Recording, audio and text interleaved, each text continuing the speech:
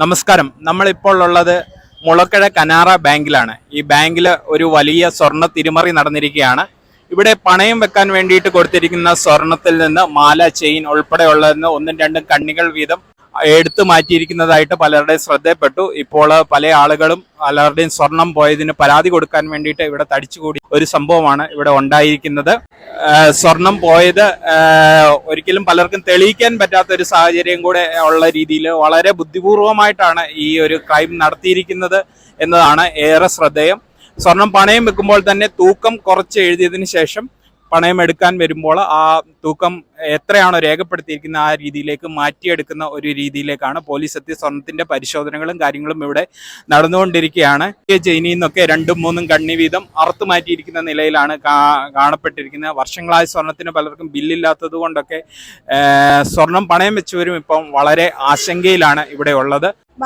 Canara bank ഞങ്ങൾ വെച്ചേക്കുന്ന സ്വർണ്ണം എല്ലാം വെച്ചതിൽ എല്ലാവരുടെയും സ്വർണത്തിന്റെ ഓരോ ഗ്രാമും ഓരോ മില്ലി വെച്ചും കട്ട് ചെയ്തേക്കുക. അത് നമുക്ക് നഷ്ടപ്പെട്ടേക്കെന്ന് നമുക്കറിയാം. 1 ഗ്രാം 10 മില്ലി എന്റെ സ്ഥാനത്തിൽ പോയേക്കുന്നത്. പക്ഷേങ്കില് എന്റെ മാലയുടെ 4 കണ്ണിയാണ് തിരിച്ചറിഞ്ഞത്.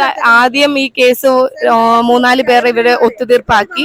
ഇപ്പൊ പിന്നെ ആരുടെയോ ഇങ്ങനെ പ്രശ്നമായി അങ്ങനെ വന്ന ഒരുപാട് പേരെ, ഒരു 50 പേരുടെ ഒന്നും അല്ല നഷ്ടമായത്. പണയം വെച്ചതിനകത്തുനിന്ന് എല്ലാവരുടെയും സ്വർണം മൊത്തമായിട്ട് കട്ട് ചെയ്തെടുത്തേക്കാണ്. ഇവിടെ കറക്റ്റ് തൂക്കമൊന്നും എഴുതത്തില്ല. അവർ മിഷനത്ത് എന്ത് അഡ്ജസ്റ്റ് ചെയ്യുന്നത് എപ്പോഴും എല്ലാ വ്യത്യാസമാണ്. പിന്നെ കറക്റ്റ് ഓരോ ഗ്രാം അല്ല ഓരോ ഐറ്റത്തിനെ വെയിറ്റ് ചെയ്തിട്ടില്ല. അങ്ങനെ അവരുടെ മന്മർദ്ദ ചെയ്തിട്ട് ഇപ്പം എല്ലാവരുടെയും കഷ്ടപ്പെട്ടു. ആൻഡോവറിൽ ഗോൾഡ് എടുത്ത് ചെക്ക് ചെയ്ത ഉടനെ ഒരു പാദസരത്തിന്റെ കുറെ ഭാഗങ്ങൾ മുറിച്ചെടുത്തേക്കുന്നതാണ്. അപ്പൊ ഞാൻ ബില്ലുണ്ടോ? അല്ലല്ല, നമ്മൾ മേടിച്ച ബില്ല് നമ്മൾ വെച്ചേക്കത്തില്ലല്ലോ. ഇത്രയും ഗോൾഡ് ബൾക്കായിട്ട് നമ്മൾ നേരത്തെയൊക്കെ മേടിച്ച് വെച്ചേക്കുന്നതാണ്. പക്ഷെ ഇവിടെ വെക്കുന്ന തൂക്കത്തിനകത്ത് ഇവർ തന്നെയാണ് അതിനകത്ത് അഡ്ജസ്റ്റ് ചെയ്യുന്നത്. അവർ ചെക്ക് ചെയ്തു, ജെനുവിനാണെന്ന് മനസ്സിലായി. വെള്ളിയാഴ്ച ഒന്ന് വരാൻ പറഞ്ഞു, പരിഹാരം കാണാമെന്ന് പറഞ്ഞു. വെള്ളിയാഴ്ച ഞാൻ വന്നപ്പോഴത്തേന് ഇവിടെ ആപാലവൃദ്ധ ജനങ്ങളാണ്. അപ്പൊ അവർക്കൊപ്പം ഞങ്ങളെല്ലാവരും ജനപ്രതികളടക്കമുള്ള മുഴുവൻ ആൾക്കാർ ഇവിടെ എത്തിയിട്ടുണ്ട്. പഞ്ചായത്ത് മെമ്പറാണ്. ജനപ്രതികളടക്കമുള്ള ആൾക്കാർ മുഴുവൻ ആൾക്കാരും ഇവിടെ എത്തിച്ചേർന്നിട്ടുണ്ട്. പിന്നെ അടിയന്തരമായി നടപടി സ്വീകരിച്ചുകൊണ്ട് ഇതിന് മോഷ്ടിച്ചുകൊണ്ട് പോയിട്ടുള്ള ആളെ അറസ്റ്റ് ചെയ്യുന്നിടം വരെയുള്ള ശക്തമായ സമരത്തിന് ഞങ്ങൾ ജനങ്ങളെ നേതൃത്വം കൊടുത്തുകൊണ്ട് ഞങ്ങൾ സമരങ്ങൾ ചെയ്യും. നെക്ലേസിന്റെ 7 കണ്ണി വീതമാണ്.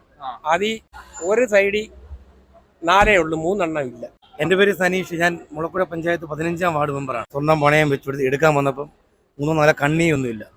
അവർ വലിയ ബഹളം വെച്ച് അന്നേരം അവരെ സെറ്റിലാക്കി വിട്ട്, പൈസ കൊടുത്ത് സെറ്റിൽമെൻറ്റ് ചെയ്ത് അവരെ വിട്ടതാണ്. അന്ന് ഇവിടുന്ന് മാഞ്ഞത് കിടക്കുന്നത് അറിയാവുന്ന കേസാണ്. 1 ഗ്രാമിൻ്റെ ഒരു സ്വർണ്ണമാണ് ഇവിടെ പണയം വെക്കാൻ വരുന്നെങ്കിൽ നമ്മൾ സാധാരണക്കാരല്ലേ, പൈസയ്ക്ക് ആവശ്യം കൂടില്ല പണയം വെക്കുന്നത്. ഇവിടെ വരുമ്പോൾ ഇവർ ഓൾറെഡി 7 സംതിങ് എന്തെങ്കിലും എഴുതി വെക്കും ഏതാ രസീതയിൽ. അവർക്കൊന്നും നമുക്ക് പിന്നീടൊന്നും ചെയ്യാനും പറ്റും, നമ്മൾ ശ്രദ്ധിക്കത്തുമില്ല. ഇതാണ് ഇവിടെ പോകുന്ന അവസ്ഥ.